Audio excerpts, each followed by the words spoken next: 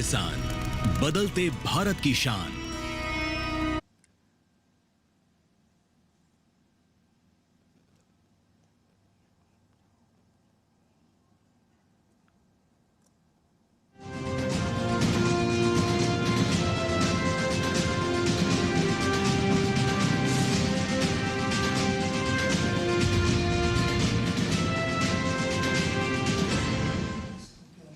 नमस्कार, किसान समाचार में आप सभी दर्शकों का स्वागत है। मैं हूं साइमा खान। नजर डाल लेते हैं सबसे पहले हेडलाइंस पर।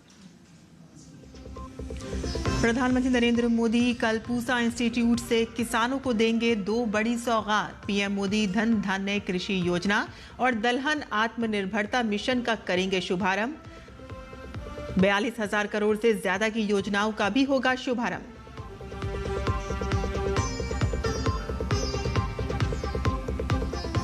केंद्रीय कृषि मंत्री शिवराज सिंह चौहान ने प्रधानमंत्री धन धान्य कृषि योजना और दलहन आत्मनिर्भरता मिशन पर की प्रेस कॉन्फ्रेंस। कहा कि गेहूं, चावल, मक्का, सोयाबीन और मूंगफली के उत्पादन में हमने रिकॉर्ड किए हैं स्थापित।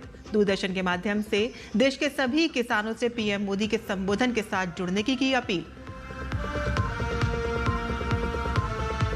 उत्तर प्रदेश के मत्स्य विभाग ने मत्स्य पालकों के कल्याण और रोजगार सृजन को लेकर की कई महत्वपूर्ण घोषणाएं। मत्स्य पालकों की आर्थिक सहायता, शिक्षा, पंजीकरण, बीमा, प्रशिक्षण और केसीसी के लिए शिविर किए जाएंगे आयोजित। राजस्थान के जयपुर में 4 दिवसीय फूड फेस्टिवल की शुरुआत। 156 व्यंजनों के आकर्षण का बना केंद्र। फेस्टिवल में मिठाई, snacks, street food, live cooking और डेजर्ट सेक्शन जैसे अलग अलग जोन बनाए गए हैं।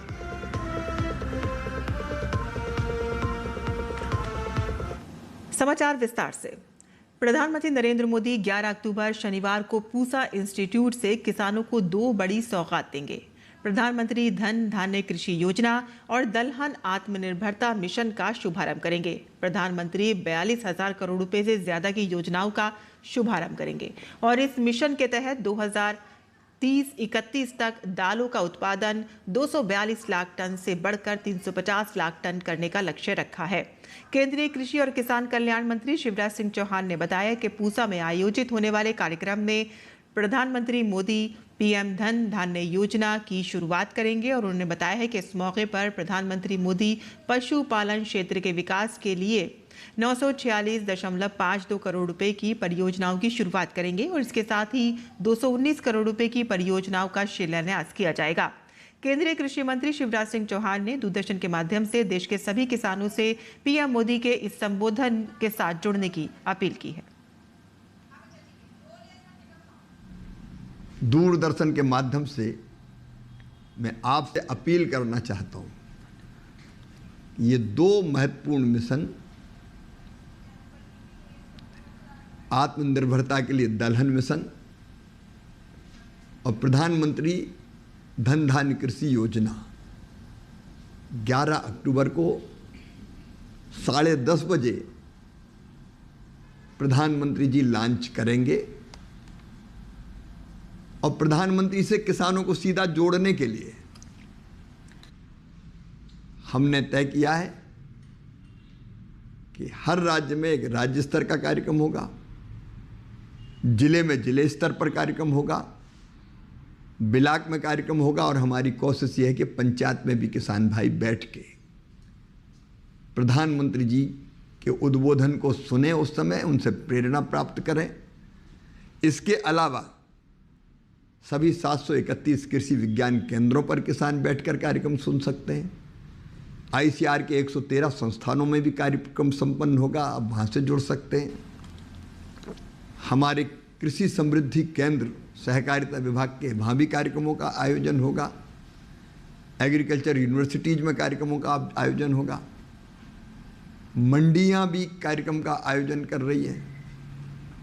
कहीं ना कहीं बैठकर इस कार्यक्रम को जरूर सुने।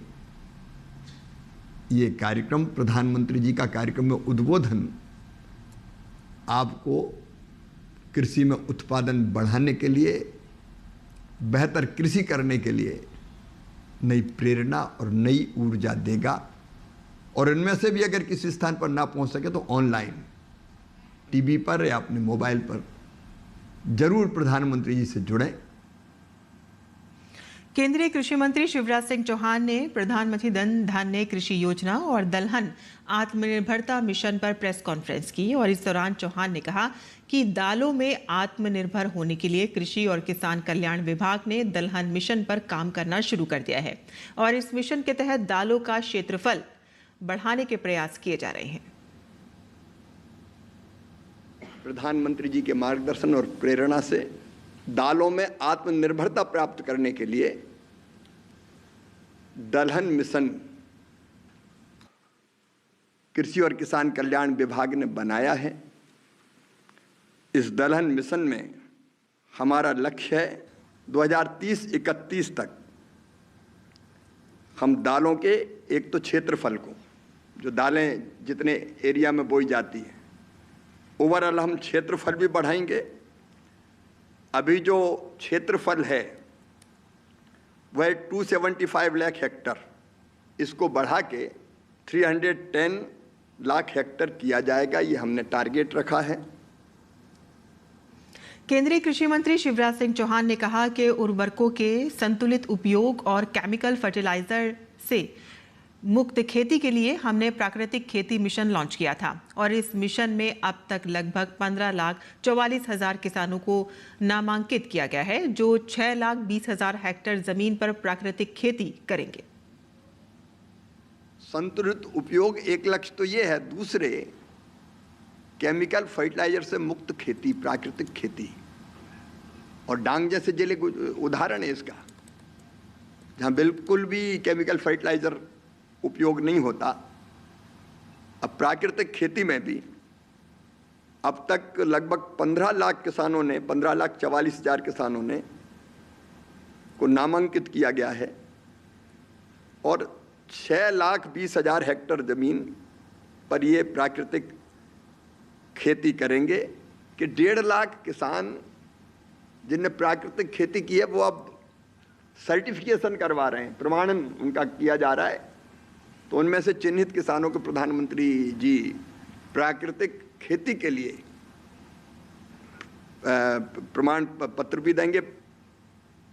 और केंद्रीय कृषि मंत्री ने कहा कि मुझे कहते हुए गर्व है कि 2014 से अब तक देश का कुल खाद्यान्न उत्पादन लगभग 40% बढ़ा है। गेहूं, चावल, मक्का, सोयाबीन और मूंगफली के उत्पादन में हमने रिकॉर्ड स्थापित किए हैं। उत्पादन बढ़ाने का सवाल है, मुझे कहते हुए गर्व है कि 2014 से लेकर अब तक कुल खाद्यान्नों का उत्पादन हम देखें तो 40% के आसपास बढ़ा है। गेहूं, चावल, मक्का, सोयाबीन, मूंगफली, इनके उत्पादन में हमने रिकॉर्ड स्थापित किए हैं और इसी का परिणाम है कि आज गेहूं और चावल में हम पूरी तरह से आत्मनिर्भर हैं। हमारे भंडार भरे हैं। 4 लाख करोड़ से ज़्यादा का हमने कृषि उत्पादों का निर्यात भी किया है। उत्तर प्रदेश के मत्स्य पालकों के कल्याण और रोजगार सृजन को लेकर मत्स्य विभाग के मंत्री डॉक्टर संजय कुमार निषाद ने कई महत्वपूर्ण घोषणाएं की हैं। उन्होंने कहा कि गरीब मत्स्य पालकों को मुख्यमंत्री मत्स्य पालक योजना, प्रधानमंत्री मत्स्य पालन योजना, मछुआ कल्याण कोष और मछुआ आवास योजना का लाभ प्राथमिकता के आधार पर दिया जाएगा और साथ ही मत्स्य पालकों के बच्चों की शिक्षा और पुत्रियों के विवाह के लिए 1 लाख रुपए की आर्थिक सहायता उपलब्ध कराई जाएगी। डॉक्टर निषाद ने मत्स्य पालकों का पंजीकरण, बीमा, प्रशिक्षण और केसीसी बनवाने के लिए शिविर आयोजित करने के निर्देश दिए। उन्होंने NFDP पोर्टल पर मत्स्य पालकों का रजिस्ट्रेशन कराने, सहकारी समितियों को सक्रिय करने तथा निष्क्रिय समितियों के स्थान पर नई समितियां गठित करने के निर्देश दिए। उन्होंने ये भी कहा है कि मत्स्य पालकों के लिए तालाबों के पट्टों का आवंटन ग्राम एवं क्षेत्र स्तर पर व्यापक प्रचार प्रसार के साथ किया जाए तथा अतिक्रमण और कब्जे पर रोक लगाई जाए। राजस्थान के जयपुर में गुरुवार को 4 दिवसीय फूड फेस्टिवल शुरू हुआ और इस बार फूड फेस्टिवल में स्वाद और परंपरा का अनोखा संगम देखने को मिल रहा है। फेस्टिवल की खास बात ये रही कि इसमें 156 प्रकार के व्यंजन शामिल किए गए हैं। जो भारतीय, कॉन्टिनेंटल, चाइनीज और पारंपरिक राजस्थानी स्वाद का अद्भुत मिश्रण प्रस्तुत कर रहे हैं। 4 दिवसीय फूड फेस्टिवल रविवार तक चलेगा और इस वर्ष फूड फेस्टिवल की थीम मिलिट्री फूड कल्चर पर आधारित है, जिसमें देश के विभिन्न सैन्य अंचलों में प्रचलित व्यंजनों को विशेष रूप से शामिल किया गया है। हर डिश के साथ उसकी कहानी और सांस्कृतिक पृष्ठभूमि को भी प्रदर्शित किया जा रहा है और इस आयोजन का उद्देश्य लोगों को विविध भारतीय स्वादों से रूबरू कराना और स्थानीय खान-पान संस्कृति को बढ़ावा देना है। फेस्टिवल में मिठाई, snack, street food, live cooking और डेजर्ट सेक्शन जैसे अलग-अलग जोन बनाए गए हैं। परिवारों और युवाओं ने पारंपरिक व्यंजनों जैसे कि दाल बाटी, चूरमा, गट्टे की सब्जी, राजस्थानी थाली का भरपूर आनंद लिया, तो वहीं पास्ता, सुशी और गिल्ड डिश ने भी विदेशी स्वाद के चाहने वालों को आकर्षित किया। प्राकृतिक संसाधनों से परिपूर्ण और रत्नगर्भा कहलाने वाला छत्तीसगढ़ का जिला धमतरी अपनी उपजाऊ भूमि और मेहनतकश किसानों के कारण धनहरा धमतरी के नाम से प्रसिद्ध है और यहाँ खरीफ और रबी दोनों मौसम में बड़े पैमाने पर धान की खेती की जाती है। हालांकि धान एक जल प्रधान फसल है और इसीलिए भूमिगत जल स्रोतों के संरक्षण को देखते हुए अब वैज्ञानिकों ने कम से कम जल खपत वाली नई धान की किस्में विकसित की हैं और इसी क्रम में धमतरी जिले के MTU श्रृंखला की 2 नई किस्में MTU 1153 चंद्रा और MTU 1156 तरंगिनी किसानों को प्रदर्शन फसल के रूप में उपलब्ध कराई गई है। MTU 1153 किस्म मध्यम अवधि की किस्म है जो लगभग 115 से 120 दिनों में तैयार होती है। MTU 1156 किस्म में मध्यम अवधि की उच्च उत्पादक किस्म है जो 115 से 120 दिनों में पक जाती है और इस किस्म की खेती आसान है, कीट व्याधि का प्रकोप कम होता है और लागत भी घटती है और प्रति एकड़ लगभग 28 से 30 क्विंटल उपज की संभावना इसमें रहती है।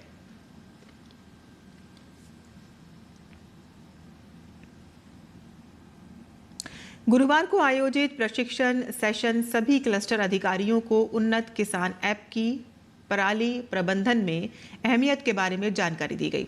गौरतलब है कि ये मोबाइल ऐप एक वन स्टॉप प्लेटफॉर्म है जो टिकाऊ कृषि प्रथाओं को बढ़ावा देने और वायु प्रदूषण को कम करने के लिए छोटे और सीमांत किसानों तक अत्याधुनिक फसली अवशेष प्रबंधन मशीनों की पहुंच को और आसान बनाने के लिए डिजाइन किया गया है और सभी क्लस्टर अधिकारियों को निर्देश दिए गए हैं कि वे अपने नोडल अधिकारियों को इस ऐप के बारे में जानकारी प्रदान करें। उन्होंने क्लस्टर अधिकारियों को निर्देश दिया है कि नोडल अधिकारी आवंटित गांवों में सरपंचों, पंचायतों और अन्य किसानों के साथ लगातार संपर्क में रहें और पराली को आग लगाने की घटनाओं की रोकथाम के लिए सक्रिय प्रयास करें।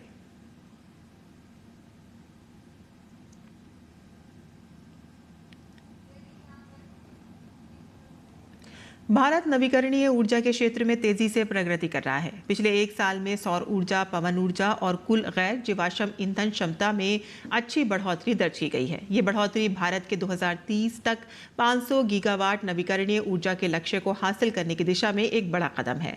ये जानकारी केंद्रीय मंत्री प्रहलाद जोशी ने अपने सोशल मीडिया प्लेटफॉर्म एक्स पर दी। अपने पोस्ट में उन्होंने बताया कि ये प्रगति प्रधानमंत्री नरेंद्र मोदी के मार्गदर्शन में संभव हुई है और साथ ही कहा कि ये उपलब्धि न सिर्फ भारत की ऊर्जा सुरक्षा को मजबूत कर रही है बल्कि देश को एक स्वच्छ भविष्य की ओर भी ले जा रही है। केंद्रीय मंत्री नितिन गडकरी ने गुरुवार को PhD chamber of commerce and industry के 120वें वार्षिक सत्र को संबोधित किया।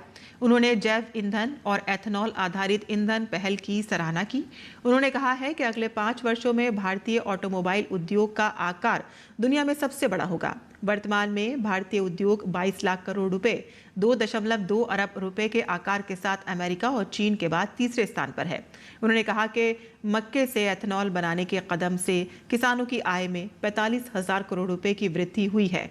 जबकि हमने मक्के से एथनॉल बनाने का फैसला किया तो मक्के का बाजार मूल्य 1200 रुपये प्रति क्विंटल और MSP 1800 रुपये प्रति क्विंटल था और इस फैसले के बाद मक्के की कीमत 2800 रुपये प्रति क्विंटल हो गई है। झारखंड की राजधानी रांची में प्रदेश भाजपा किसान मोर्चे के नेता और राज्य आंगनवाड़ी कर्मचारी संघ के संयोजक जयप्रकाश पांडे ने गुरुवार को गृह मंत्री अमित शाह को पत्र भेजकर आंगनवाड़ी सेविका सहायिकाओं को राज्य कर्मी का दर्जा देने की मांग की है। उन्होंने कहा है कि लगभग 56 लाख आंगनवाड़ी कर्मियों को 50 वर्षों से केवल मानदेय पर कार्य कराया जा रहा है, जो उनके संवैधानिक अधिकारों का उल्लंघन है। उन्होंने कहा है कि उच्चतम न्यायालय और गुजरात उच्च न्यायालय के आदेश अनुसार इन्हें पूर्ण वेतनमान, पीएफ, पेंशन, ग्रेजुइटी और रिटायरमेंट सुविधाएं भी दी जानी चाहिए।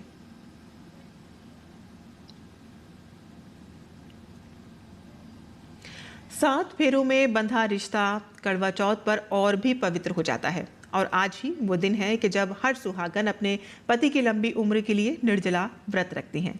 चांद का इंतजार, श्रृंगार की तैयारियां और प्रेम की परंपरा से जुड़ी देखिए हमारी संवाददाता डॉक्टर सोया शर्मा की ये खास रिपोर्ट।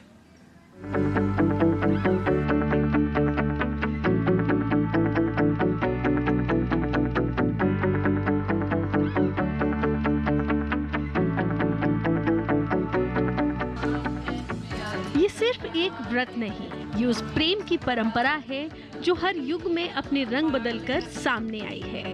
करवा चौथ, वो दिन जब पत्नी दिन भर निर्जला व्रत रखती है, सिर्फ अपने पति की लंबी उम्र और अच्छे स्वास्थ्य के लिए। लोग आज भी उतनी श्रद्धा से व्रत रखते हैं अपने पति के लिए। कितनी सस्ते हैं। और सुहागन जो हमेशा कही जाती थी कि सुहागन सुहागन है, तो वाकई इस दिन देख के ऐसा लगता है कि वाकई सब सुहागन बनी हुई हैं।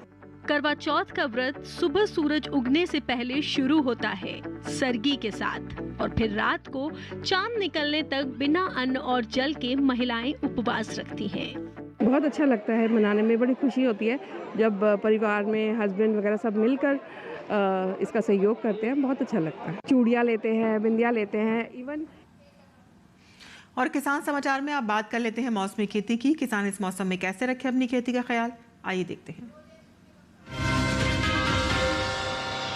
नमस्कार, आप देख रहे हैं डीडी किसान। मैं हूं एआई कृष और आज हम भारत के विभिन्न राज्यों में होने वाली खेती किसानी से संबंधित सलाहों के बारे में पूरी जानकारी देंगे। बिहार के उत्तर पूर्वी जलोढ़ इलाके में मक्का और सब्जियों के खेतों में पर्याप्त जल निकासी की व्यवस्था करें। यहाँ के किसान मेड़ों पर सब्जियों की रोपाई करें। दक्षिणी बिहार के किसान कद्दू वर्गीय सब्जियों या बेलदार पौधों को सहारा और सही दिशा देने का काम करें। सब्जियों की फसल में अधिक समय तक फालतू पानी भरा ना रहने दे। ज्यादा समय तक पानी के संपर्क में रहने पर सब्जियों के पौधे सड़न का शिकार हो सकते हैं।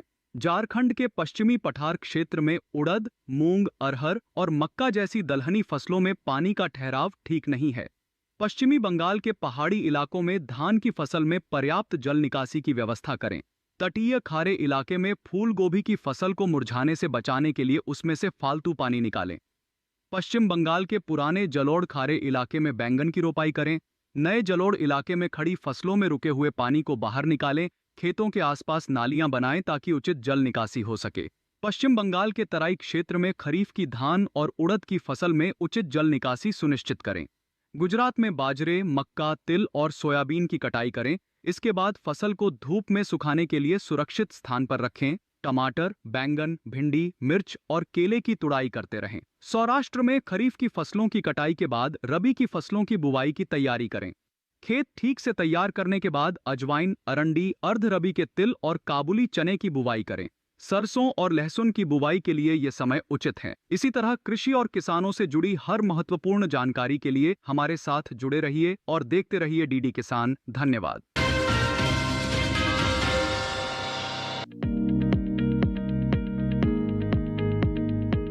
धनिये की खेती के लिए दोमट मिट्टी सबसे अच्छी मानी जाती है। इसे अच्छे जीवांश युक्त भारी भूमि में भी उगाया जा सकता है। खेत में जल निकासी का उचित इंतजाम जरूरी है। बोने से पहले खेत को अच्छी तरह जोत ले और मिट्टी को भुरभुरा बना ले। साथ ही मिट्टी को समतल कर ले। आखिरी जुताई में 100 से 120 क्विंटल प्रति हेक्टेयर की दर से गोबर की खाद मिला दे। बीज की मात्रा बुआई और सिंचाई की दशा पर निर्भर करती है। सिंचित दशा में 12 से 15 किलो बीज प्रति हेक्टेयर डालें, जबकि असिंचित दशा में इतनी ही जमीन के लिए 25 से 30 किलो बीज की जरूरत होगी। बोने से पहले बीज को उपचारित जरूर कर ले। साथ ही बुआई से पहले बीज को 12 घंटे पानी में भिगो कर रखें। कतार से कतार की दूरी 20 से 30 सेंटीमीटर जबकि गहराई 2 से 2.5 सेंटीमीटर रखें। पूरी फसल में 4-5 सिंचाई की जरूरत होती है। पहली सिंचाई बुआई के 30 से 35 दिन बाद, दूसरी 60 से 70 दिन बाद, तीसरी 80 से 90 दिनों के बाद और चौथी 100 से 105 दिन बाद करें। पहली सिंचाई के बाद निराई गुड़ाई करके खरपतवार निकाल दें। 1 माह बाद फिर से निराई गुड़ाई करें। खरपतवार की रोकथाम के लिए विशेषज्ञों की सलाह पर उचित दवाओं का छिड़काव करें। धनिये में उकठा रोग चूर्णिल आसिता रोग हो सकता है। इसे ग्रामीण भाषा में दहिया भी कहा जाता है। रोकथाम के लिए रोग अवरोधी प्रजातियां बोकर भी बीमारियों से बचा जा सकता है। फसल चक्र अपनाना भी बेहतर रहता है, लेकिन किसान इस बात का ध्यान रखे कि फसल में किसी भी तरह की दवा का छिड़काव करने से पहले कृषि विशेषज्ञों की सलाह जरूर ले। पूरी फसल होने पर पत्तियों की तुड़ाई सावधानी से करें। ध्यान रहे तोड़ते समय पत्तियां बर्बाद न होने पाए। 1 हेक्टेयर जमीन से 125 से 140 क्विंटल तक हरी पत्तियां ली जा सकती है।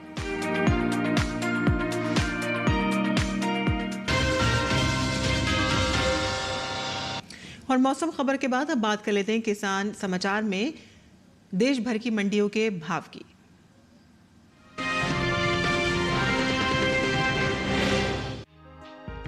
चालू खरीफ सीजन में धान की बुआई चल रही है। कृषि मंत्रालय की ओर से हाल ही में जारी किए गए ताजा आंकड़ों से पता चला है कि खरीफ धान की बुआई बीते साल से आगे चल रही है। साल 2024-25 में धान की खरीफ बुआई 418,66,000 हेक्टेयर में हुई थी, जबकि इस साल यानी साल 2025-26 के लिए खरीफ धान की बुआई 438,28,000 हेक्टेयर में हो चुकी है। बात धान की पैदावार की करें तो घरेलू स्तर पर इस साल धान की कुल पैदावार में बढ़त देखने को मिल सकती है। हाल ही में कृषि मंत्रालय की ओर से तीसरे अग्रिम अनुमान को जारी किया गया है, जिसके मुताबिक देश में कुल धान की उपज साल 2024-25 के दौरान 1,490,74,000 टन होने का अनुमान जताया गया है, जो 2023-24 के 1,378,25 टन की तुलना में 112,49,000 टन की बढ़त को दर्शाता है। बता दें कि देश से होने वाला बासमती और गैर बासमती चावल का कुल निर्यात 1,62,00,000 टन के पार पहुंच गया है। एपिडा की ओर से जारी ताजा आंकड़ों के अनुसार साल 2024 में भारत ने कुल 52,42,048 मीट्रिक टन बासमती चावल का निर्यात किया है। इस निर्यात का मूल्य अमेरिकी डॉलर में $5,837 मिलियन आंका गया है। भारत से बासमती चावल का आयात करने वाले प्रमुख देशों में सऊदी अरब, ईरान, इराक, अमेरिका और यमन गणराज्य शामिल हैं। वहीं गैर बासमती चावल के निर्यात की बात करें तो साल 2024 के दौरान भारत ने गैर बासमती चावल का निर्यात 1,11,16,000 मीट्रिक टन से ज्यादा का किया है, जिसकी अमेरिकी डॉलर में कीमत $4,470 मिलियन है।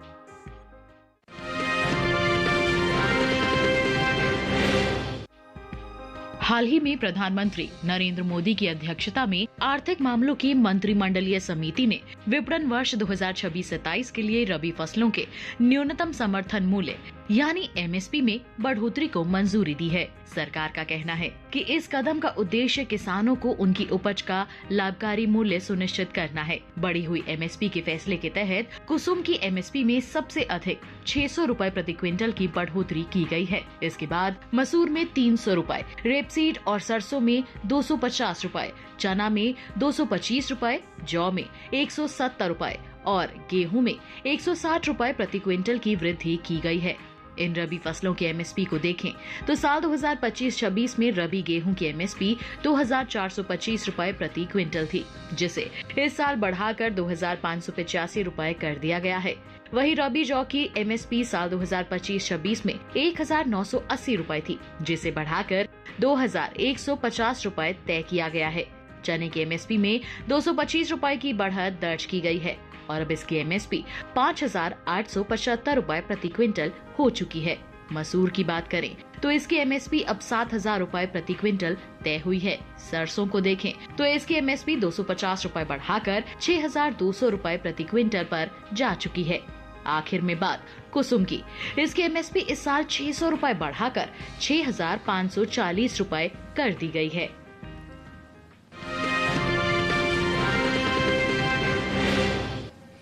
और खेती किसानी के साथ साथ आइए नजर डाल लेते हैं कुछ और महत्वपूर्ण खबरों पर। खास खबर में बिहार में 6 नवंबर को होने वाले पहले चरण के लिए नामांकन प्रक्रिया हुई शुरू। चुनाव आयोग ने पहले चरण के लिए जारी की अधिसूचना।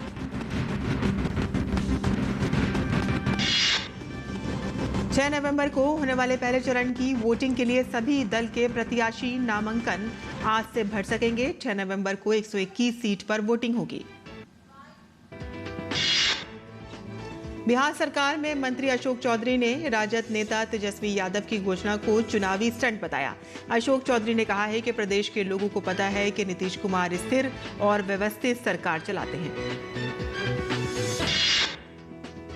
राजद नेता शक्ति सिंह ने तेजस्वी यादव की चुनावी घोषणा पर कहा कि तेजस्वी यादव का प्रण है कि जो परिवार बेरोजगार हैं उन्हें रोजगार देंगे। बीजेपी प्रवक्ता शहजाद पूनावाला ने कांग्रेस पर निशाना साधा है। उन्होंने कहा है कि फर्जी नैरेटिव फैलाना कांग्रेस की पुरानी आदत बन चुकी है। और किसान समाचार में आज के लिए बस इतना ही। अनुमति दें। नमस्कार।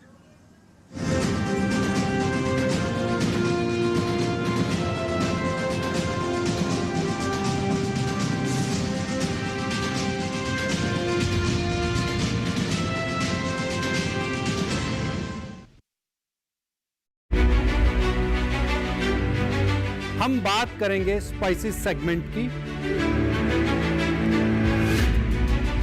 कि लाल मिर्च सुर्ख लाल रंग के साथ में आगे बढ़ रही थी, 20,000 रुपए के भी नीचे फिसल गई। लास्ट ईयर तक चिली के प्राइसेस ज्यादा थे तो इस बार लोगों ने ज्यादा चिली लगाया। जीरा और लाल मिर्च वो पेपर की इक्विवेलेंट पर आकर के नहीं खड़े हो सकते। पैकेज ऑफ प्रैक्टिस जो सारी चीजें आपको चाहिए होती है आईपीएम फार्मिंग शुरू करने के लिए, हमने वो सब इम्प्लीमेंट करना शुरू कर दिया फार्म लेवल। देखिए अपना कमोडिटी एक्सपर्ट हमारे खास मेहमानों के साथ इस शुक्रवार रात 9 बजे सिर्फ दूरदर्शन किसान चैनल पर। क्या कोई बता सकता है हम जा कहाँ रहे हैं? क्यों ना ड्राइवर को पूछ, शायद ही कोई जवाब मिलेगा। हम पहुंच गए। क्रिस्टिन, चाबी कहाँ है? ओके, गेम अजीब। काफी अजीब है। एंडरसन, टाइलर, क्रिस्टिन तुम्हारे साथ है? नहीं, मैं अकेला हूँ। ये यहाँ एक कार्ड है। वो घड़ी ढूंढो जिसमें मिनट का कांटा है। चाबी कहाँ है? हमने पजल सॉल्व कर ली, फिर दरवाजा क्यों बंद हो गया? कुछ होगा जो हमें अगली पहेली की तरफ ले जाएगा। कहीं ये पहेली कोई क्रॉसवर्ड पजल तो नहीं? एक मिनट, कुछ तो गड़बड़ है। क्या वो क्रिस्टिन है? ये क्या हुआ? नहीं! Oh my God! सच बोलो। मैं तुम्हें देख रहा हूं।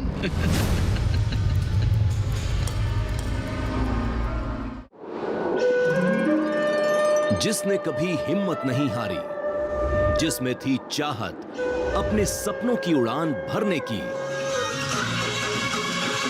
महिला किसान दिवस पर आ रही हैं कालबेलिया लोक नृत्य को अंतर्राष्ट्रीय पहचान दिलाने वाली भारत की बेटी पद्मश्री गुलाबो सपेरा।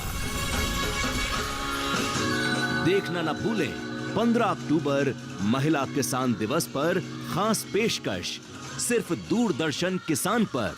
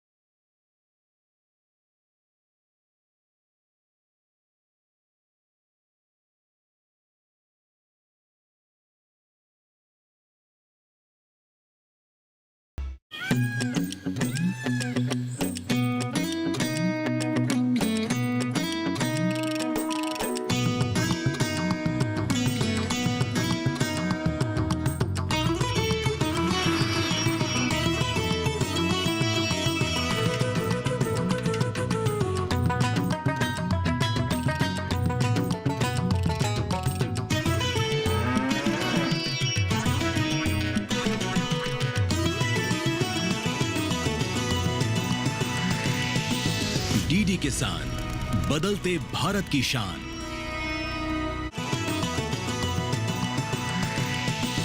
डीडी किसान, बदलते भारत की शान।